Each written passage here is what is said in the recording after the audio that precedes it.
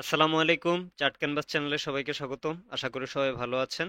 আজকে আমরা একটা নতুন ফান্ডামেন্টাল অ্যানালাইসিস ভিডিও নিয়ে আসছি। আজকের ভিডিওতে আমরা গ্রামীণ ফোন এই কোম্পানিটার ফান্ডামেন্টাল অ্যানালাইসিস করার চেষ্টা করব। তো এই ভিডিওতে যে ডেটাগুলো ইউজ করা হয়েছে এগুলো অ্যানুয়াল রিপোর্ট 2023 থেকে নেওয়া হয়েছে। তো গ্রামীণ ফোনের আসলে অ্যানুয়াল রিপোর্টের উপরে কোনো ভিডিও করা হয় নাই দেখে এই ভিডিওটা করা। আমরা খুব শীঘ্রই চেষ্টা করব গ্রামীণ ফোনের হাফ ইয়ারলি ডেটা নিয়ে আরেকটা অ্যানালাইসিস ভিডিও দেওয়ার। যাই হোক, কথা না বাড়িয়ে ভিডিও শুরু করি। ভিডিও শুরু করার আগে একটা ডিসক্লেমার দিয়ে নিচ্ছি। এই ভিডিওতে আমি কোনো স্টক বাই বা সেল করার কোনো ধরনের কোনো পরামর্শ দিচ্ছি না। এই ভিডিওটা এডুকেশনাল পারপাসে তৈরি করা। সো আপনারা এই ভিডিও দেখে কোনো ধরনের ইনভেস্টমেন্ট ডিসিশন নেবেন না।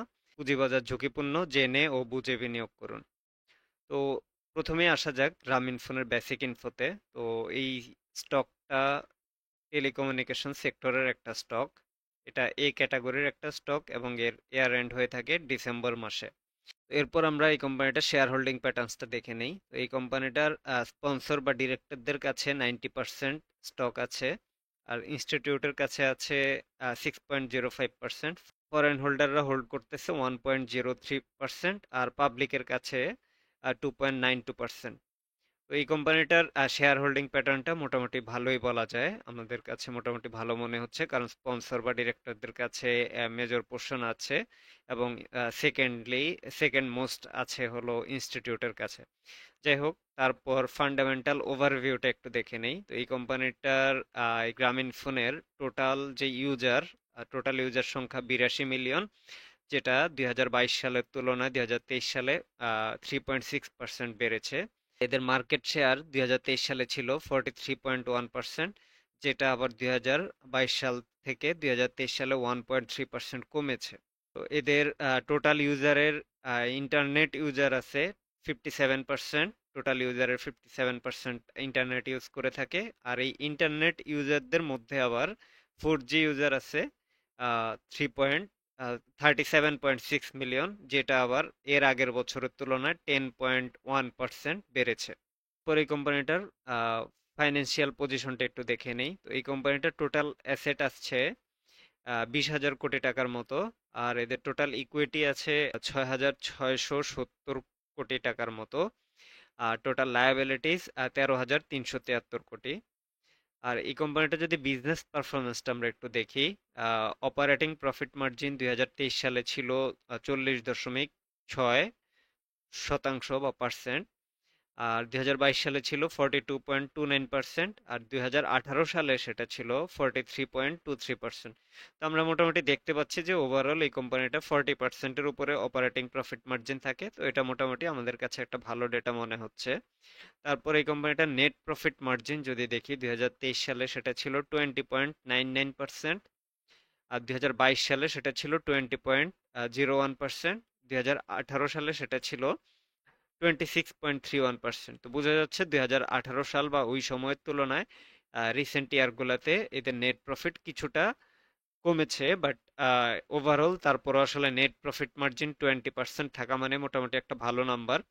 তো এইখানে এই নাম্বারটা 2018 সালের পর থেকে 2023 সাল বা এই যে 22 সালের এদিকে কমে যাওয়ার একটা রিজন, যে এই কোম্পানিটার বা টেলিকমিউনিকেশন সেক্টরে আমরা দেখলাম যে ট্যাক্স অনেক বাড়ানো হয়েছে। সো রেভিনিউ থেকে নেট প্রফিট আসলে নিয়ে আসা পসিবল হয় নাই, বা ওইটার সংখ্যাটা কমতে থেকেছে। সামনের দিকে যদি টেলিকমিউনিকেশন সেক্টরের ট্যাক্সটা যদি একটু ইজ করা হয়, সেক্ষেত্রে আসলে এদের নেট প্রফিট মার্জিন আবার বেড়ে যাবে বলেই আমরা আশা করতেছি। এই কোম্পানিটার বিজনেস গ্রোথ আমরা একটু দেখি। সো বিজনেস গ্রোথ হিসাবে রেভিনিউ গ্রোথ 2022 থেকে 2023 সালে ছিল 1.08%, আর 2018 থেকে 2023 সাল পর্যন্ত ছিল 3.62%। তো এই রেভিনিউ গ্রোথটা কিন্তু আমাদের কাছে স্যাটিসফ্যাক্টরি মনে হচ্ছে না, কারণ জিডিপি 6 to 7% করে বাড়তেছে, সেখানে আসলে এটা 5 বছর টাইম হরাইজনে তার অর্ধেকও বাড়তে পারে নাই, আর রিসেন্ট ইয়ারগুলোতে তো আরো কমে গিয়েছে। তো এই কোম্পানিটা কি তার সর্বোচ্চ লেভেলে পৌঁছে গিয়েছে কিনা সেটাই আসলে দেখার বিষয়, বা সামনের দিনগুলোতে এই কোম্পানিটা কি করে সেটাও একটা দেখার বিষয়। তারপর এই কোম্পানিটার অপারেটিং গ্রোথ যদি আমরা দেখি, যেহেতু রেভিনিউ গ্রোথ কমেছে, সো বাকিগুলো হয়তো খুব একটা ভালো নাম্বার আসবে না। আমরা দেখতে পাচ্ছি অপারেটিং গ্রোথ 2022 থেকে 2023 সালে ছিল 1.31%, 2018 থেকে 23 সালে ছিল 2.34%। তো তো এটাও আসলে খুব একটা ভালো নাম্বার মনে হচ্ছে না আমাদের কাছে। তারপর এই কোম্পানিটার নেট প্রফিট গ্রোথটা যদি দেখি, আর যেটা 2022-23 অর্থ বছর বা 22-এর সাথে 23-এর ডিফারেন্সে 10% বেড়েছে, এটা মোটামুটি ভালো মনে হচ্ছে। বাট 2018-র সাথে কম্পেয়ার করলে নেট প্রফিট গ্রোথটা আমরা দেখতেছি যে একটা নেগেটিভ নেট প্রফিট গ্রোথ। তো যেটা অলরেডি একবার বলেছি যে এই কোম্পানিটার হয়তো গত 5 বছরে ট্যাক্স অনেক বেড়েছে বা টেলিকমিউনিকেশন সেক্টরেই ট্যাক্স অনেক বেড়েছে। তো এই জিনিসটা যদি নতুন সরকার বা নতুন করে যদি এটাকে ইজ করা হয় সেক্ষেত্রে হয়তো আমরা ভালো কিছু দেখতে পারি। বাট তার আগে এটাকে আমরা আমাদের আপাতত স্যাটিসফ্যাক্টরি মনে হচ্ছে না। তো এই কোম্পানিটার ডেট অ্যানালাইসিসটা একটু দেখি আমরা। তো ডেট টু ইকুইটি রেশিও 0.05%। তো এটা যদি আমি একটু সহজ করে বলি আপনাদের বোঝার সুবিধার্থে, সেটা এটার মানে হলো যে আসলে প্রতি 100 টাকা ইকুইটির এগেনস্টে তার লোন আছে 50 বা সরি 5 পয়সার মতো। তো তো এটা কিন্তু মোটামুটি একটা ভালো নাম্বারই মনে হচ্ছে আমাদের কাছে। তো এরপর এই কোম্পানিটার ডেট কভারেজ রেশিওটা আমরা একটু দেখে নেই। তো ডেট কভারেজ রেশিও 16.91%। তো এটা আসলে খারাপ মনে হচ্ছে না। এই নাম্বারটা কি মিন করে সেটা একটু আপনাদের বোঝার সুবিধার্থে বলে নেই। তো এটা মিন করে আসলে টোটাল যে নেট প্রফিট এর থেকে কত টাকা সে তার ফাইন্যান্সিয়াল কস্টে খরচ করেছে, তো সেটা দিয়ে বের করা হয়েছে। তার মানে প্রতি 16 টাকায় তার 1 টাকার মতো করে ফাইন্যান্সিয়াল কস্ট যাচ্ছে। তো এটাও খুব একটা খারাপ না, আসলে ভালোই। তো এরপর আমরা এই কোম্পানিটার আর্নিংস ডিস্ট্রিবিউশন হিস্ট্রিটা একটু দেখি। তো ডিভিডেন্ড পে আউট রেশিও 2023 সালে ছিল 51.04%, যেটা আবার কিন্তু এখন 2023 সালের পরে যে 24-এ কিন্তু বেড়ে গিয়েছে, কারণ আমরা জানি এই কোম্পানিটা কিন্তু একটা ভালো ইন্টারিম ডিভিডেন্ড দিয়েছিল। তো 2022 সালে সেটা ছিল 98.7%, আর 2018 সালে সেটা ছিল 107.53%। তো এটা আমরা দেখলাম যে এইখানে আসলে নাম্বারটা কমতেছে, বাট এই বছর 2024 সালে ইন্টারিম ডিভিডেন্ড দিয়ে সেটাকে আবার তারা 98%-এর কাছাকাছি নিয়ে গিয়েছে। সো এরপর আমরা এই কোম্পানিটার ম্যানেজমেন্টের এফিসিয়েন্সিটা একটু দেখি। সো প্রথমে দেখবো আমরা আরওই। এই কোম্পানিটার আরওই 49.94%, যেটা আমাদের কাছে মোটামুটি একটা ভালো নাম্বার মনে হচ্ছে। তারপর এই কোম্পানিটার আরও সিই যদি আমরা একটু দেখি, সেটা 92.29%, এটাও আমাদের কাছে মোটামুটি ভালো নাম্বার মনে হচ্ছে। তো এরপর আমরা এই কোম্পানিটার ক্যাশ ফ্লো অ্যানালাইসিসটা একটু দেখি।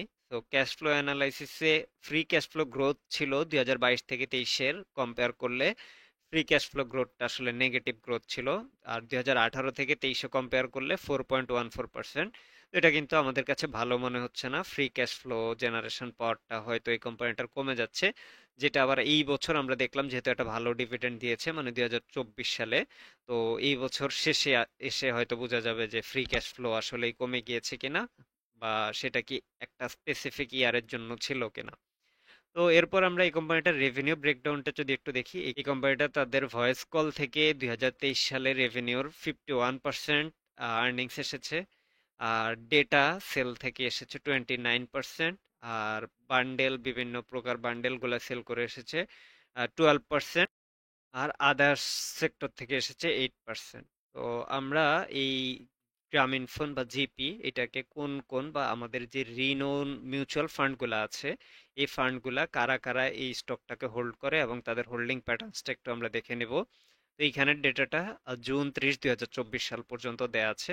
তো প্রথমেই আসি ভিআইপিবি এনএলআই।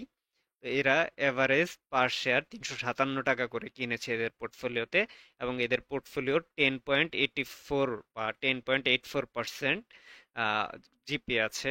এরপর আইডিএলসি শরিয়া ফান্ড, এদের পোর্টফোলিওতে 298 টাকা বা 299 টাকার মতো করে কেনা আছে গ্রামীণ ফোন। তো এরা এদের পোর্টফোলিওর 8.22% গ্রামীণ ফোন হোল্ড করতেছে।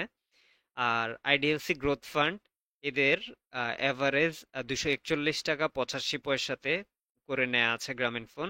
আর এরা এদের পোর্টফোলিওর 10.35% জিপি হোল্ড করতেছে। আর ইউসিবি তাকোয়া গ্রোথ ফান্ড, এই ফান্ডটার এভারেজ 297 টাকা 67 পয়সা করে নেওয়া আছে গ্রামীণ ফোন। আর এরা এদের পোর্টফোলিওর 8.61% হোল্ড করতেছে গ্রামীণ ফোনের। তো এই যে চারটা কোম্পানি বা এই যে চারটা মিউচুয়াল ফান্ড, এই ফান্ডগুলার মিনিমাম কস্ট ছিল গ্রামীণ ফোন নেওয়ার জন্য 241 টাকা 85 পয়সা, আর ম্যাক্সিমাম 357 টাকা 90 পয়সা করে নিয়েছে। তো এর মাঝখানে যদি আমরা মোটামুটি মিড পয়েন্টটা বের করার চেষ্টা করি, সেটা দাঁড়ায় 300 টাকার মতো। তো এরপর এই কোম্পানিটার ভ্যালুয়েশনটা একটু আমরা দেখে নেই। প্রথমেই আমরা পি রেশিও দেখি। যদি এই কোম্পানিটার কারেন্ট পি রেশিও 10.43%, এটা রিসেন্ট টাইমে একটু বেড়ে গিয়েছে। রিসেন্ট টাইমে গ্রামীণ ফোনের প্রাইস যেহেতু অনেক বেড়ে গিয়েছে, সেক্ষেত্রে আসলে পি রেশিওটাও অনেকটাই বেড়ে গিয়েছে। ফ্রি ক্যাশ ফ্লো মাল্টিপলটা যদি আমরা দেখি, সেটা 12.40%। এইটা মোটামুটি একটা ভালো নাম্বার। আর 5 বছরে যদি ডিসিএফ মডেলে রেভিনিউ এক্সিট দিয়ে যদি আমরা এর ভ্যালুয়েশনটা করি, সেক্ষেত্রে 415 টাকা দাঁড়ায়। তো এটা ওই হিসাবে 415 টাকা হিসাবে 18% আন্ডার ভ্যালুড অবস্থায় আছে। এরপর এই কোম্পানিটার পি হিস্ট্রিটা আমরা একটু দেখে নেই। এই কোম্পানিটার 2019 সাল থেকে 2019-এর জুন মাস থেকে এই কোম্পানিটার পি রেশিওর যে চার্টটা এটা দেয়া আছে। তো আমরা দেখতেই পাচ্ছি যে রিসেন্ট টাইমে এই কোম্পানিটা তার লোয়েস্ট পি তে চলে এসেছিল, যেটা ছিল 5.6 অথবা 6 এর কাছাকাছি। তো এরপর কিন্তু যখন মার্কেট একটু মোটামুটি একটু স্টেবল হলো, তখন কিন্তু এই কোম্পানিটা আবার তার আগের যে রেঞ্জ বা যেই রেঞ্জে সে সবসময় থাকতো, ওই রেঞ্জে কিন্তু চলে এসেছে উইদিন 5 to 10 ডেজ।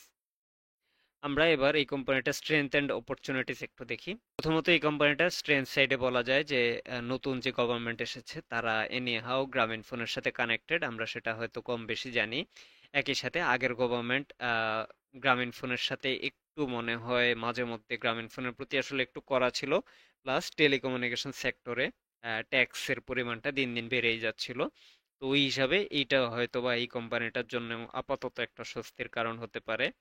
তারপর এই কোম্পানিটার যে জুলাই মাসে আমাদের দেশে যখন মোটামুটি সারা দেশে ইন্টারনেট বা অন্যান্য জিনিসপত্র আউটেজ ছিল, তো তখন কিন্তু জুলাই মাসে মোবাইল ডেটা বা ভয়েস কল প্রচুর ইউজ হয়েছে। মোবাইল ডেটা তো আসলে ওইভাবে ইউজ করা যায় না, ভয়েস কল ইউজ হয়েছে। তো ওইটার একটা রিফ্লেকশন হয়তো নেক্সট আর্নিংসে হয়তো দেখা গেল যেতে পারে, ওইটাকেও স্ট্রেংথ হিসাবে বলা যায়। তারপর এই কোম্পানিটা তাদের বিজনেস ডাইভার্সিফাই করার চেষ্টা করতেছে। যেমন ইদানিং রিসেন্ট সময়ে তারা জিপিফাই নামে একটা প্রোডাক্ট নিয়ে এসেছে, যেটা অনেকটা আপনার ব্রডব্যান্ড ওয়াইফাই এর মতো সার্ভিস দিবে, কিন্তু এটা জিপির থাকবে। তো এইভাবে তারা আরো কিছু প্রোডাক্টস দিয়ে তাদের বিজনেসটাকে ডাইভার্সিফাই করার চেষ্টা করতেছে, এটা একটা গুড সাইন। আর এই কোম্পানিটার মার্কেট শেয়ার মোটামুটি ভালো বাকি যাদের যে কোম্পানিগুলো আছে ওই কোম্পানিগুলোর তুলনায়। তো এদের মার্কেট শেয়ার যেহেতু ভালো, সেই হিসাবে এরা কিন্তু বাকিদের তুলনায় অনেক বেশি কস্ট ইফেক্টিভ। কারণ টেলিকমিউনিকেশন কোম্পানিগুলার আপনার কাস্টমার সাইজ যাই থাকুক, সবার জন্য কিন্তু কস্ট অলমোস্ট সেম। কারণ অন্য যে কোনো কোম্পানি রবি বা গ্রামীণ ফোনের আপনার যেই পরিমাণ টাওয়ার লাগবে, দুইটা কোম্পানির আসলে সেম পরিমাণে টাওয়ার লাগবে। মানে রবির যে পরিমাণ টাওয়ার লাগবে, গ্রামীণ ফোনেরও সেম পরিমাণ টাওয়ার লাগবে, যদি কাস্টমার কভারেজ যদি তারা সারা দেশে দিতে চায়। তো সেই ক্ষেত্রে এর যেহেতু কাস্টমার বা ক্লায়েন্ট একটু বেশি, সেক্ষেত্রে কিন্তু তার কস্ট অনেকটাই কমে যায়। তো এটা এই কোম্পানিটার স্ট্রেংথের মধ্যে পড়ে। আর এছাড়া এদের যেই মার্কেটিং, অনলাইন মার্কেটিং, আপনারা হয়তো খেয়াল করলে দেখবেন যে গত 1 বছর এরা কিন্তু মোটামুটি মার্কেটিং হিউজ পরিমাণ বাড়িয়েছে, যেটা হয়তো তাদেরকে সাহায্য করবে আরো ইউজারের সাথে এঙ্গেজ হওয়ার জন্য। তো এই কোম্পানিটার আমরা একটু রিস্ক অ্যান্ড চ্যালেঞ্জেস দেখি। তো প্রথমত এই কোম্পানিটাতে এখন রাইট নাও ইনভেস্ট করতে গেলে এই কোম্পানিটার প্রাইসটা একটু বেড়ে গিয়েছে। স্টিল হয়তো এটা আন্ডার ভ্যালুড অবস্থায় আছে, কিন্তু এখানে আসলে এই কোম্পানিটাকে যেহেতু বেশ কিছু মিউচুয়াল ফান্ড হোল্ড করে, সো গত বছর মিউচুয়াল ফান্ডের আসলে ওইভাবে আর্নিংস ভালো ছিল না বা পারফরমেন্স ভালো ছিল না। সেক্ষেত্রে হয়তো তারা প্রফিটে আসলে কিছুটা প্রফিট টেক করার চেষ্টা করবে। তো আপাতত হয়তো আমরা একটু স্লো দেখলেও দেখতে পারি, অথবা সে যেই বুল রানে ছিল সেটা হয়তো কন্টিনিউ করতে পারে। তো এই ক্ষেত্রে কেউ যদি আসলে এখানে এন্ট্রি নিতে চায়, সেক্ষেত্রে লং টার্মের কথা চিন্তা করে নিলে সেক্ষেত্রে হয়তো নেওয়া যেতে পারে। এছাড়া আরেকটা রিস্ক ফ্যাক্টর হলো যে আসলে ভয়েস ইউজেস দিন দিন কমে যাচ্ছে। আপনারা জানেন মানুষজন আসলে এখন আর ফোনে বা ওভার দ্য ফোন কথা একটু কম বলে, কারণ বিভিন্ন সোশ্যাল মিডিয়া বা বিভিন্ন জায়গায় আপনি ভয়েস কল দিতে পারেন।